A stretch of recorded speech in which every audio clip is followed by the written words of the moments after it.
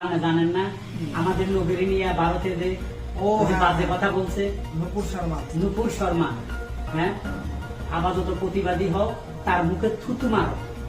अब नबी के सामने गुस्ताखी है, तुरंत नबी के बारे में जानकारी दे दूं मैं। आश्चर्य होगा इस भाजपा से कि आपको चिंता है। चिंता है मेरे आँख, बस रोया नहीं हूँ, बस सब कुछ ये जान लीजिए।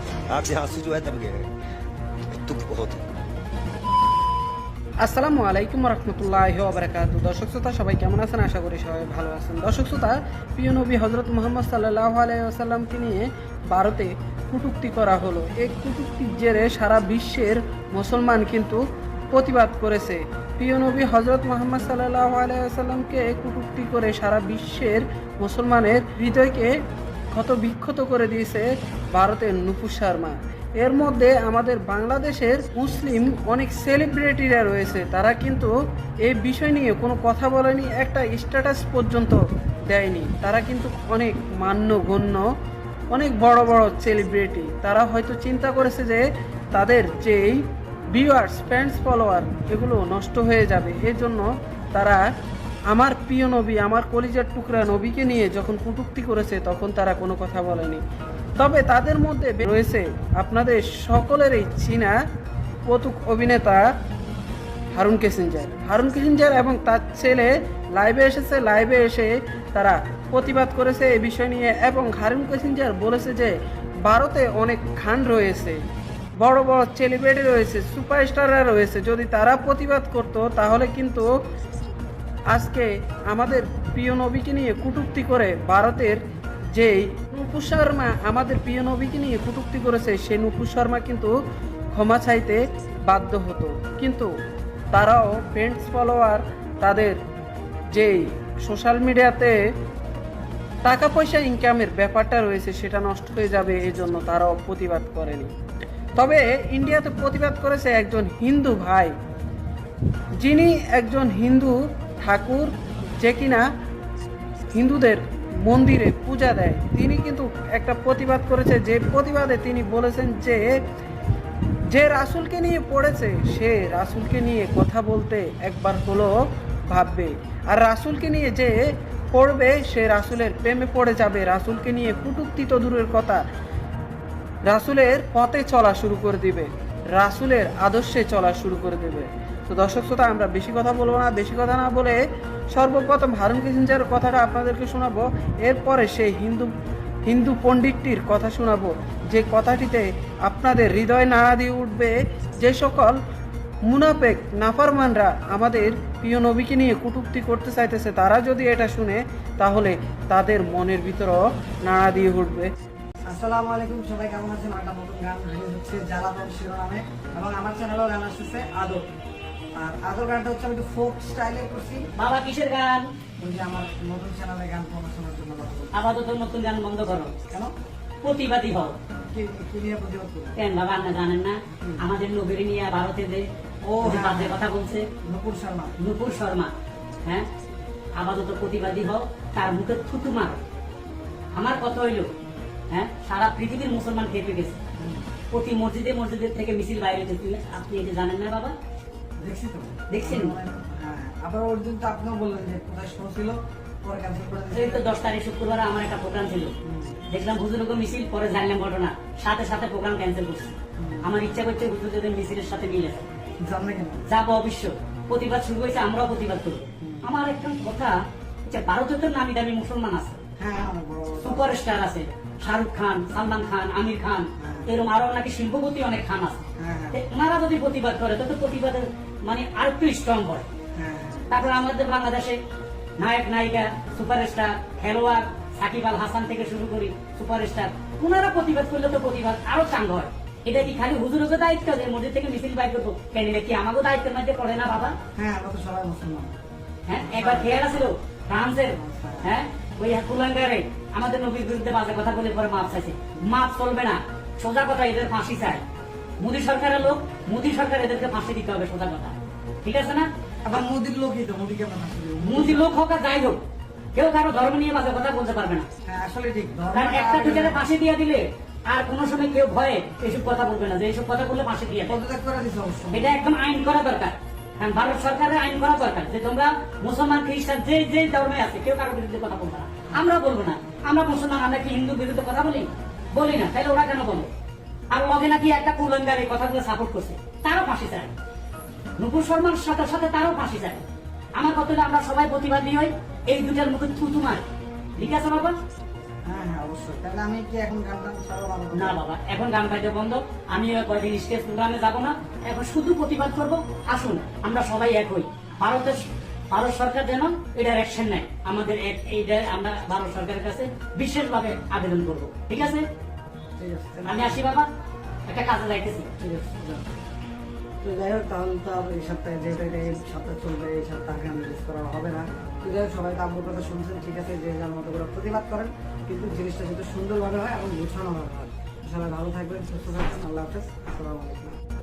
गुस्ताखी तो हो गई है और कष्ट भी है। अभी कुछ दिन पहले यही भाजपा के लोगों ने शिवलिंग का बड़ा अपमान करवाया था। अब नबी के सामने गुस्ताखी है, तुरंत नबी के बारे में जानकारी दे दूंगा। आश्चर्य होगा इस भाजपा को कि एक आपको चिंता है मेरे आँख, बस रोया नहीं हूँ, बस सब कुछ ये जान लीजिए। आँख से आंसू जो है दब गए हैं, दुख बहुत है। दुख क्यों? मैं ये जानना चाहता हूँ, एक महंत भी तकलीफ में है। मैं आपको बता दूं, मैंने नबी को पढ़ा है, अल्लाह ने उनको महबूब कहा है। उनका दिल इतना साफ था कि एक बूढ़ी दादी जो है कूड़ा फेंकती थी और डेली उन पर कूड़ा फेंकती थी, एक दिन वो कूड़ा नहीं फेंकी।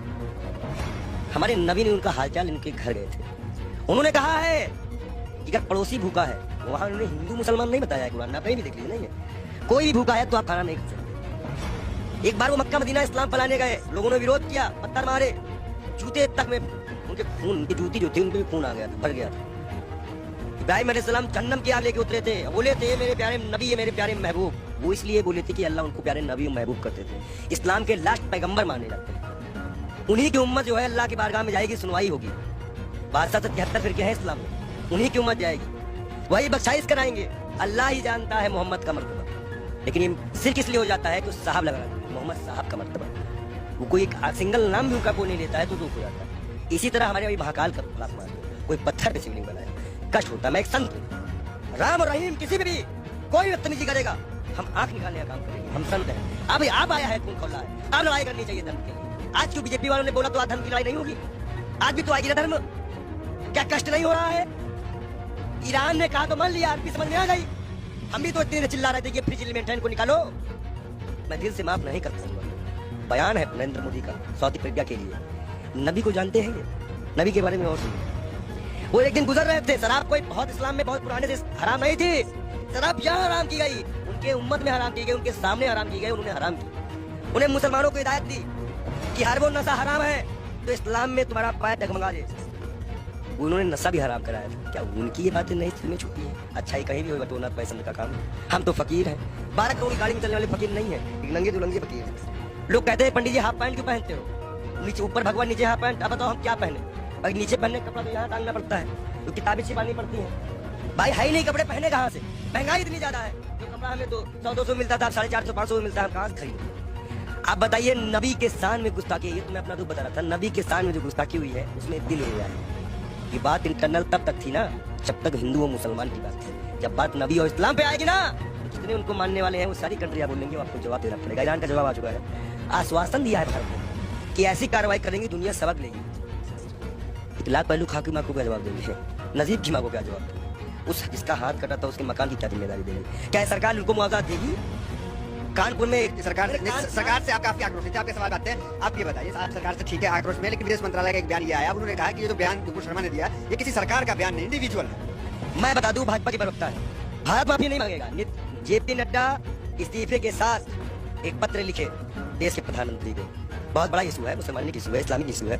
उसके बाद वो पत्र एक्सेप्ट करे और जाके विदेश मंत्रालय द्वारा अजय डोभाल के द्वारा वहां पहुंचाए कि इस पार्टी ने माफी मांगी कि आगे से ऐसे प्रॉफिट मोहम्मद के खिलाफ कुछ नहीं बोलेंगे। कोई भी, और जितने लोगों का नाम आया है इनको कभी टिकट दिया जाए, न पद दिया जाए, और इनको जेल में डाला जाए। कर सकेगी भाजपा सरकार, बुलडोजर चल सकेगा। 30 नेताओं की लिस्ट में नाम आ गई, तो कार्रवाई करना किए गए। देखो एक चीज बता दे, तुम जो माइक लगा के आते हो, इतना अच्छा तुमको हमने नबी के बारे में बताया, फिर भी तुमको लगता है ये किसी को नहीं मानते। इलाहाबाद के सारे टेंडर मुसलमानों के नाम पे हैं, सारे मुसलमान लोग बाहर जाके चेक करवा लो।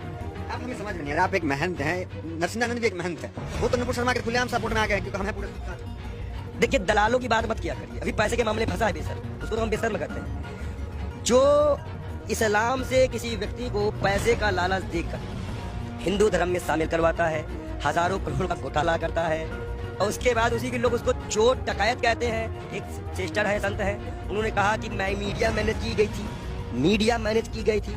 लगाओ जांच कौन सी मीडिया मैनेज की गई थी, मतलब मीडिया मैनेज होती है, ये उनके संत ने बताया। और सबसे महत्वपूर्ण बात, नबी के खिलाफ एक भी शब्द बर्दाश्त नहीं किया जाएगा। हम ऐसे सर तभी अपना गर्दन कटवा देंगे, अगर हम शिव के लिए कटवाएंगे तो हम नबी के लिए भी कटवाने को तैयार हैं। नबी के इतना ये कैसे आपने? अरे भाई मैं इस्लाम फॉलो करता हूँ, मेरे पास कुरान है। अब कुरान में नबी का बढ़िया जिक्र है।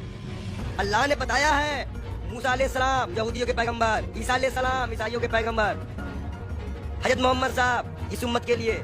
सब हमें पता है, हम पागल बोल नहीं है, हम इस्लाम को पूरी तरह से स्टडी करे हुए हैं। और मैं मुसलमानों को बता दूं, मैं एक तो वीडियो दिखा दूं, जरूरी है तो ये कहा जाता है कि पंडित जी पक्ष। इस्लाम को आपने पढ़ा है तो लोग कहते हैं कि तलवार की बुनियाद पर इस्लाम जो वो फैला है, तो इसमें क्या कहेंगे? देखिए पहली बात तो यह है कि कुछ मुसलमान बच्चे जो है पत्थरबाजी करने लगे हैं, इलाहाबाद अडाली की फोटो है। मैं सरकार से इनकी गिरफ्तारी मांग करेंगे? मैं गिरफ्तारी की मांग करता हूँ और सख्त कार्रवाई करी जाए इनके ऊपर। ये जिस तरह से ये माहौल बिगाड़ने की बातें कर रहे हैं, और मैं इन युवाओं से भी, इलाहाबाद के लोगों से भी, प्रयागराज के लोगों से भी, सॉरी इलाहाबाद नाम आ गया, क्षमा चाहते हैं, प्रयागराज के क्षेत्राधिकारी, मैं सभी से अनुरोध करता हूं मुसलमान भाइयों से कि कोई भी ऐसी घटना ना करे जो असंवैधानिक हो। ये बार योगी आपके खिलाफ ही जाएगा, गिरफ्तारी हो ऐसे लोगों की, और जिन पार्टी संगठनों का हाथ हो, जिन नेताओं का हाथ हो, उनकी भी गिरफ्तारी हो। मैं मांग करता हूं योगी सरकार से कि ऐसे लोगों को गिरफ्तार किया जाए, चाहे वो 18 साल का हो, 16 साल का हो। लेकिन अगर कोई बच्चा बहका हुआ है, हिंदू हो चाहे मुसलमान, सिख, ईसाई, कोई बच्चे को बहकाया गया है तो उसको एक दंड देकर छोड़ दिया जाए, और जो इसको बहकाते हैं उनको पर सख्त कार्रवाई करते हुए यूपी को शांत कराया जाए।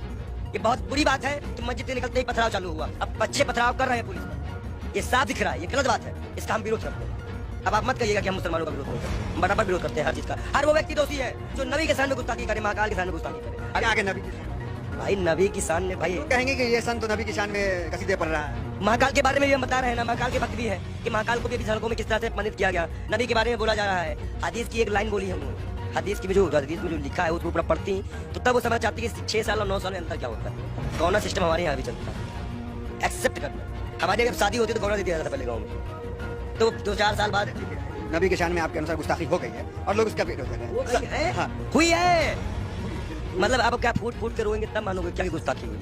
नहीं मान सकते रहे हो क्या गुस्ताखी? आंसू तो आ गया। मैं क्या करूँ, आप आपने भी नहीं समझ में आया, गुस्ताखी बहुत जो है इनके आंख में आंसू भी आ चुके हैं, ये कह रहे हैं कि नबी के शान में यहाँ पे गुस्ताखी हुई है बहुत ज्यादा। और मुसलमान भी नाराज है, हम उनकी भावनाओं का सम्मान करते हैं लेकिन उनकी हिंसा का विरोध करते हैं। हम मुसलमान युवाओं से अनुरोध करते हैं शांति बनाए रखो, हिंदुओं से उम्मीद करते हैं शांति बनाए रखो।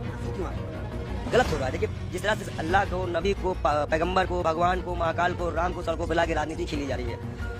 हिंदुस्तान कहाँ जा रहा है, हमारे देश की युवा कहाँ जा रही है हमें नहीं पता। वो पत्थर जो भी मर रहे हो, जिसको भी लग रहा हो, कष्ट हमें भी है, सर लगता है इन सरकारों पर, इस देश के प्रधानमंत्री पर, इस देश के गृह मंत्री पर, कि वो एक गुड़गांव में बयान देते हैं, उसका आज सिला ये निकल गया। क्या गृह मंत्री इस्तीफा देंगे? इकबाल योगी हाथ जोड़ की मांग करता है कि वो अपना इस्तीफा दे, क्योंकि आपने ही बयान दिया था।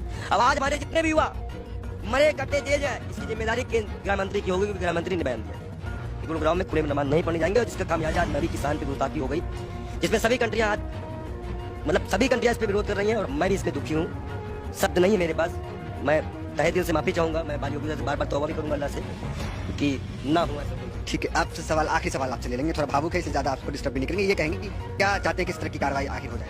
जेल जेल जेल सीधा जेल भेजे, और लिखित आत्मपसंद दे भाजपा लिखित आत्मपसंद दे कि ना ज्ञान माफी उठेगा, ना कोई मंदिर उठेगा, ना कोई मस्जिद उठेगा। जब ये मुद्दा नहीं बचेगा तो मुद्दा बचेगा महंगाई उठेगा।